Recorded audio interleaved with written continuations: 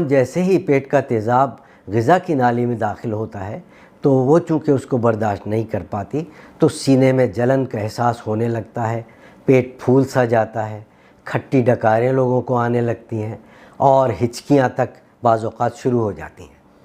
اس کے بعد جب وہ تیزاب اور اوپر چڑھتا ہے گلے کی طرف تو پھر سانس کی نالی تک بھی بعض اوقات اس کے اثرات پہنچتے ہیں، آواز لوگوں کی بیٹھ جاتی ہے اور گلے میں دباؤ محسوس ہوتا ہے اور ہچکیاں اور کھانسی کا بھی کبھی کبھی دباؤ پڑتا ہے اور لوگ کھانسنے لگتے ہیں، بار بار گلا صاف کرنے کی ضرورت محسوس ہوتی ہے، کبھی کبھی ایسا لگتا ہے جیسے گلے میں کچھ پھنس گیا ہے، کوئی فورن باڈی پھنس گئی ہے اور اٹکا ہوا سا محسوس ہوتا ہے، لگتا ہے کہ کچھ نگلنے میں شکایت ہو رہی ہے، منہ سے بدبو آنے لگتی ہے اور